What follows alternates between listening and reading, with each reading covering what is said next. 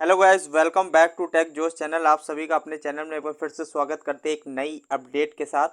जो कि ये जो अपडेट आने वाली है ये इसरो की तरफ से है। जो कि अगर डिपार्टमेंट की बात करते हैं, सतीश धवन स्पेस सेंटर की तरफ से ये अपडेट आई है। जो कि श्रीहरिकोटा का डिपार्टमेंट है इसरो का, जो कि बहुत अच्छा डिपार्टमेंट है। जो भी बच्चे इसमें फॉर्म अप्लाई करना चाहते हैं तो उसका ऑनलाइन फॉर्म स्टार्ट हो चुका है।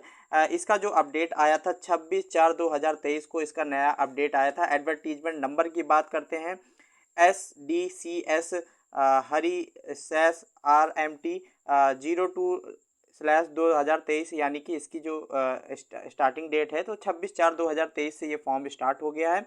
इसकी नई अपडेट देखिए, BARC का अभी लेटेस्ट रिक्वायरमेंट आया था। BARC की अगर बात करते हैं तो उसमें बहुत ह्यूज बल्क में वैकेंसियाँ आई थी। उसमें बात करते हैं तो आपकी 3 से 4 हज़ार वैकेंसी थी BARC में। जिसमें एज रिक्वायरमेंट अगर बात करते हैं तो 18 से 22 ईयर एज रिक्वायरमेंट था, जिसमें काफ़ी सारे स्टूडेंट फॉर्म को अप्लाई नहीं कर पाएंगे। तो देन उसके बाद एक लेटेस्ट वैकेंसी इसरो की बात करते हैं। इसमें आपका जो एज मांगा गया है वो काफ़ी अच्छा एज है, जिसमें मैक्सिमम 90% बच्चे इसमें अप्लाई कर पाएंगे। तो उसी के बारे में पूरा डिस्कशन करेंगे। नोटिफिकेशन को कितनी वैकेंसियाँ हैं, कौन कौन से बच्चे इसमें अप्लाई कर पाएंगे, ITI वाले बच्चों के लिए कौन कौन सी वैकेंसियाँ हैं, तो सारी चीज़ों को इस नोटिफिकेशन में डिस्कशन, तो उसी के बारे में पूरा डिटेल्स में इस नोटिफिकेशन को डिस्कशन करेंगे। कहाँ से नोटिफिकेशन डाउनलोड करना है, कौन कौन से डिपार्टमेंट में वैकेंसियाँ हैं, क्या एज रिक्वायरमेंट मांगा गया है, क्या सिलेबस रहने वाला है, क्या एग्ज़ाम सिटी है, तो सारी चीज़ों को उस फुली नोटिफिकेशन में डिस्कशन करेंगे। देखिए, अगर आपको हमारे चैनल से कुछ भी इन्फॉर्मेटिव नॉलेज मिलता है तो प्लीज़ प्लीज़ प्लीज़ चैनल को लाइक ज़रूर करिएगा एंड ज़्यादा से ज़्यादा लोगों तक सब्सक्राइब करिएगा, ताकि ऐसी अपडेट नॉलेज आपके पास जल्द से जल्द आ सके। तो चलिए, ज़्यादा टाइम ना लेते हुए चलिए वीडियो को स्टार्ट करते हैं।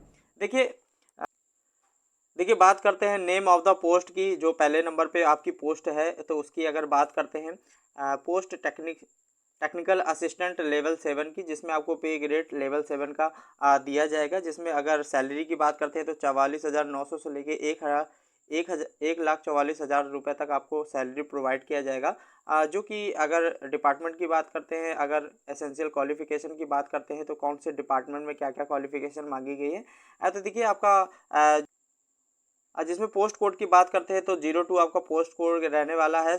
सिनोमेटोग्राफी की है, फोटोग्राफी की, इसमें जो कि आपकी 2 वैकेंसी है, जिसमें जनरल वालों के लिए और SC वालों के लिए एक एक वैकेंसी निकाली गई है। इसमें आपका फर्स्ट क्लास डिप्लोमा चाहिए, जिसमें सिनोमेटोग्राफी की होना चाहिए, या फोटोग्राफी से आपका इस रिलेवेंट ट्रेड से आपका डिप्लोमा होना चाहिए, तभी आप इस फॉर्म को अप्लाई कर पाएंगे। उसके बाद 03 पोस्ट कोड की बात करते हैं तो 03 पोस्ट कोड में आपका क्या होना चाहिए, इलेक्ट्रिकल इंजीनियरिंग से आपने डिप्लोमा किया हो, या इलेक्ट्रिकल से हो, या इलेक्ट्रॉनिक से हो, इंजीनियरिंग से आपके अगर डिप्लोमा किया है तो आप इस फॉर्म को अप्लाई कर पाएंगे। इसमें आपका जो वैकेंसी है, आपकी 2 वैकेंसियाँ निकाली गई है, जिसमें EWS के लिए अलग वैकेंसी है और जनरल वालों के लिए एक वैकेंसी है। इसमें भी आपका फर्स्ट क्लास डिप्लोमा होना चाहिए इन सभी रिलेवेंट ट्रेड से, तो आप इस फॉर्म को अप्लाई कर पाएंगे। उसके बाद आगे डिटेल्स में बात करते हैं।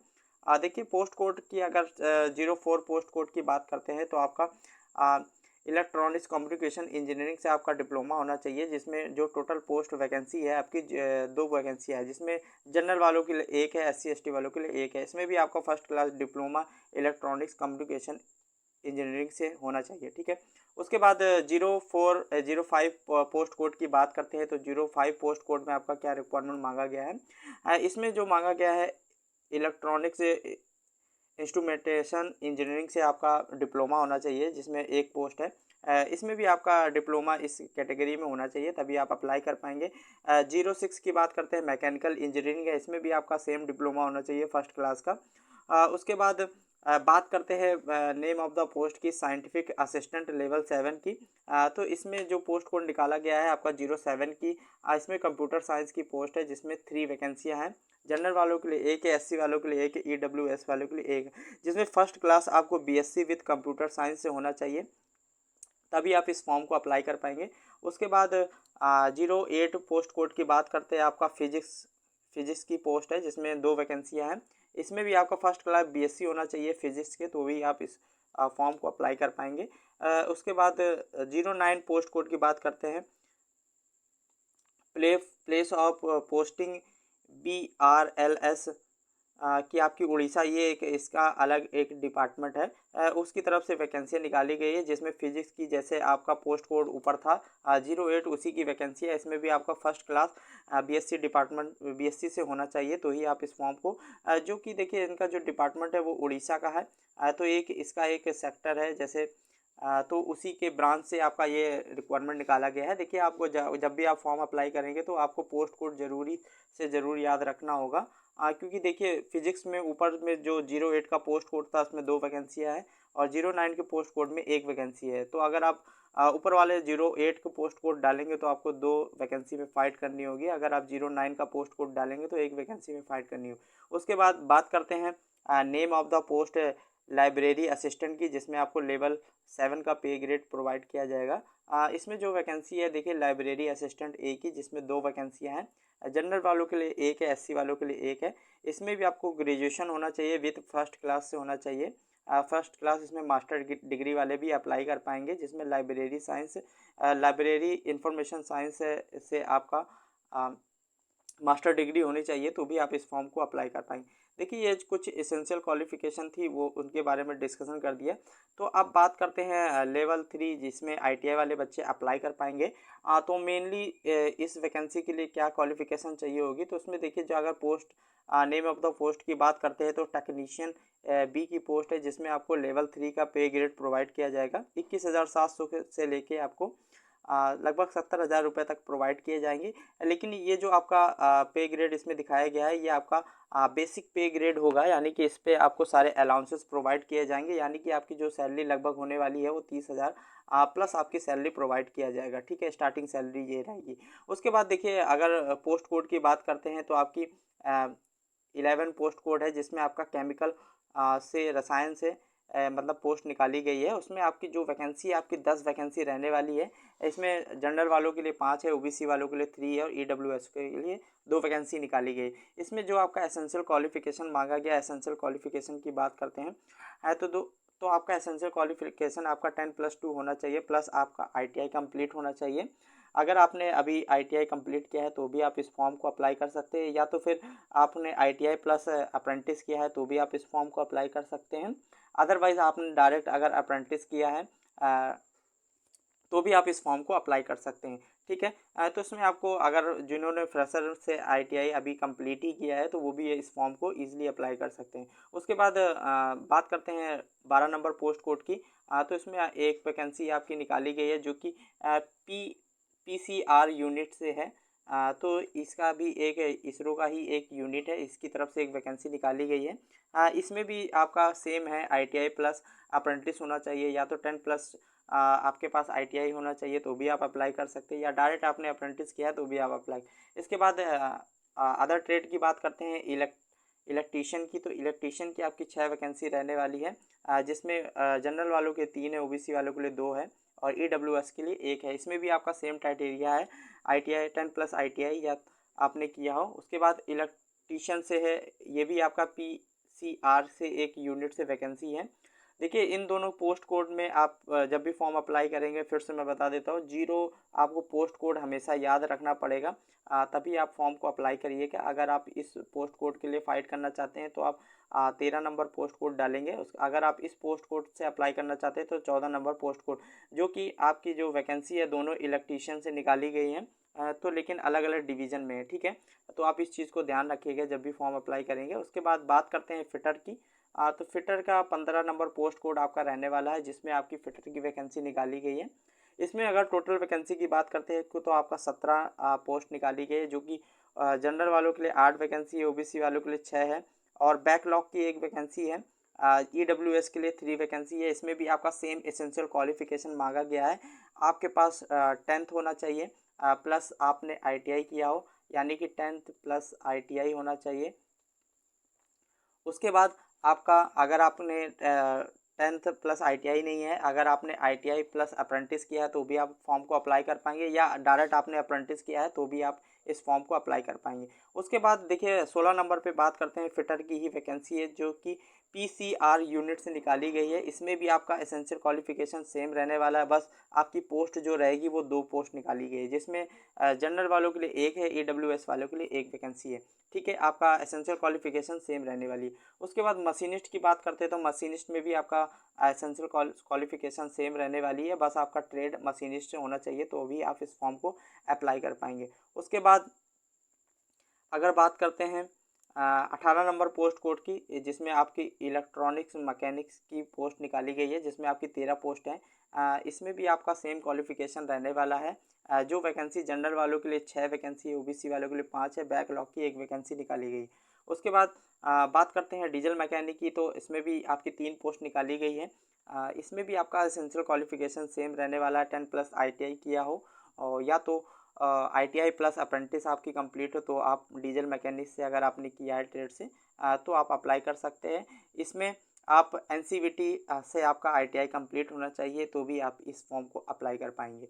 ठीक है, उसके बाद प्लम्बर की है, उसके बाद पंप ऑपरेटर कम्स मैकेनिक की है, तो इसमें आपका पंप ऑपरेटर से आपकी ITI कंप्लीट होनी चाहिए तो ही आप अप्लाई कर पाएंगे। उसके बाद बात करते हैं 23 नंबर पोस्ट कोड की, तो 23 नंबर पोस्ट कोड में आपका डीजल मैकेनिक विथ है HVD यानी कि हैवी व्हीकल ड्राइवर का आपके पास लाइसेंस होना चाहिए और डीजल मैकेनिक ट्रेड से आपने ITI किया हो तो आप इस फॉर्म को अप्लाई कर पाएंगे, जिसकी वैकेंसी आपकी 3 निकाली गई है। ठीक है, आपका सेम क्राइटेरिया इसमें भी रहने वाला है, प्लस आपके पास HMV का लाइसेंस होना चाहिए तो आप इस फॉर्म को अप्लाई कर पाएंगे। उसके बाद रेफ्रिजरेशन एंड एयर कंडीशनर की पोस्ट है, जिसमें आपकी 1 वैकेंसी निकाली गई है, सेम क्राइटेरिया इसमें भी है।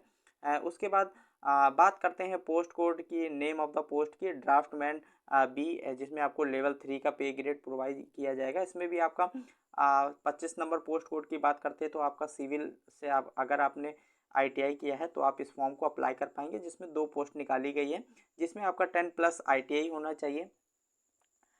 फिर आपने ड्राफ्टमैन से या सिविल ट्रेड से आपने NCVT का आपके पास सर्टिफिकेट होना चाहिए तो आप अप्लाई कर पाएंगे, या ITI प्लस NAC का सर्टिफिकेट यानी कि अप्रेंटिसशिप का सर्टिफिकेट होगा तो भी आप इस फॉर्म को अप्लाई कर पाएंगे।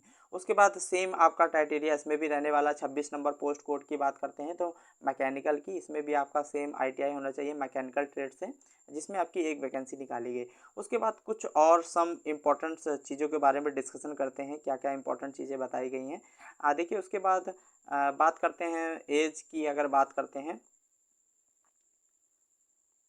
हाँ तो देखिए अगर एज की बात करते हैं तो 02 से 06 और 07 से 09 और 10 नंबर पोस्ट कोड की, जिसमें टेक्निकल असिस्टेंट है, साइंटिफिक असिस्टेंट है, लाइब्रेरी असिस्टेंट A की वैकेंसी है। इन सभी के लिए जो आपका एज रिक्वायरमेंट मांगा गया 18 से 35 ईयर, जो कि बहुत अच्छा एज रिक्वायरमेंट है, जिसपे 90% सभी लोग इस फॉर्म को अप्लाई कर पाएंगे। इसमें जो आपका लेवल दिया जाएगा, देखिए इसमें साफ साफ मेंशन किया गया है 63,758 से लेके आपको जिसमें आपका बेसिक पे प्लस DA सब ऐड है, यानी कि आपकी स्टार्टिंग सैलरी आपकी इतनी रहने वाली है। उसके बाद बात करते हैं 11 नंबर से पोस्ट कोड की, 11 से 26 नंबर पोस्ट कोड की, जिसमें ITI वाले बच्चे अप्लाई करेंगे, टेक्नीशियन B और ड्राफ्टमैन B की। तो इसमें जो आपका बेसिक यानी कि स्टार्टिंग सैलरी आपकी 30,814 रुपये पर मंथ रहने वाली है। इसमें एज रिक्वायरमेंट आपका 18 से 35 ईयर मांगा गया है, यानी कि इसमें भी एज रिक्वायरमेंट बहुत अच्छा है, यानी कि सभी बच्चे इसमें फॉर्म को अप्लाई कर पाएंगे। उसके बाद अगर एज की बात करते हैं तो आपको क्या क्या छूट दिया जाएगा, अगर आप कैटेगरी वाइज डिवाइड करते हैं तो आपको OBC के लिए 3 साल का, SC ST के लिए 5 साल का तो आपको छूट मिलेगा अगर आप कैटेगरी से बिलोंग करते हैं। उसके बाद अगर आप हैंडीकैप कैटेगरी से बिलोंग करते हैं तो आपको 10 साल का एज अ गवर्नमेंट रूल आपको छूट दिया जाएगा। उसके बाद आगे और इम्पोर्टेंट चीज़ों के बारे में देखते हैं। देखिए अब बात करते हैं फ़ीस की, आपका क्या फ़ीस रहने वाला है अलग अलग पोस्टों के लिए। तो पहले नंबर पे देखिए जो पोस्ट है आपका, जो फ़ीस आपका रहने वाला है, यानी कि पोस्ट कोड 02 से 10 नंबर तक पोस्ट कोड की बात करते हैं तो आपको कितना पेमेंट करना होगा, 750 रुपये पेमेंट करना होगा, जिसमें कि आपको जो फ़ीस देनी होगी, यानी कि आपको 250 रुपये फ़ीस देनी होगी, यानी कि आपका फ़ीस आपका 250 रुपये रहने वाला है। बाकी आपको पैसा रिफ़ंड कर दिया जाएगा, यानी कि अगर आप एग्ज़ाम में बैठते हैं तो आपको 500 रुपये फ़ीस को रिफ़ंड कर दिया जाएगा। आपको एग्ज़ाम में अगर परीक्षा देने जाते तो हमको 500 रुपये रिफ़ंड कर दिया जाएगा आपके अकाउंट में। बाकी अभी आपको रिसेंटली 750 रुपये फ़ीस करनी होगी। अगर आप कैटेगरी से बिलोंग करते हैं, जैसे SC ST से बिलोंग करते हैं, तो आपको पूरे पैसे रिफ़ंड कर दिए जाएंगे, ठीक है, अगर आप एग्ज़ाम में बैठते हैं। फिर उसके बाद आप बात करते हैं सीधे ITI वाले बच्चों के लिए। तो ITI वाले बच्चों जैसे 11 पोस्ट कोड से लेके 26 पोस्ट कोड तक अगर आप अप्लाई करते हैं तो आपको 500 रुपये फ़ीस देनी होगी, जिसमें जो आपकी फ़ीस रहने वाली है यानी कि 100 रुपये रहने वाली है। आप 500 रुपये पेमेंट करेंगे, देन जैसे ही आप एग्ज़ाम में बैठेंगे आपके 400 रुपये रिफ़ंड कर दिए जाएंगे। इसमें भी सेम क्राइटेरिया है, अगर आप SC ST से बिलोंग करते हैं तो आपके पूरे पैसे रिफ़ंड कर दिए जाएंगे। लेकिन जब भी आप फॉर्म को अप्लाई करेंगे तो आपको 500 रुपये की पेमेंट स्टार्टिंग में करनी होगी। उसके बाद और सारी इंपॉर्टेंट चीज़ों के बारे में देखते हैं। जो भी आपका फॉर्म अप्लाई होगा ऑनलाइन ही अप्लाई होगा। ये सारे आपको चीज़ें दिखाई गई, कैसे कितना फ़ोटो अपलोड करनी है फॉर्म को भरने के लिए। देन देखिए, सबसे इम्पोर्टेंट बात है सिलेक्शन प्रोसेस की बात करते हैं। तो आपका क्या सिलेक्शन प्रोसेस रहने वाला है उसकी तरफ थोड़ा सा ध्यान देते हैं। देखिए, अगर technical assistant, scientific assistant, library assistant, technician, beat draftsman, यानी कि सभी पोस्ट के लिए जो आपका एग्ज़ाम पैटर्न रहने वाला है सेम रहने वाला है। पहले आपका रिटन टेस्ट होगा, जिसमें आपको 1.5 घंटे यानी कि 1.5 घंटे का टाइम मिलेगा, जिसमें आपको 80 क्वेश्चन प्रोवाइड किए जाएंगे, जिसमें आपका जो निगेटिव मार्किंग रहेगी 0.3 की आपकी निगेटिव मार्किंग रहने वाली है, यानी कि 1/3 की आपकी निगेटिव मार्किंग रहने वाली है इसमें।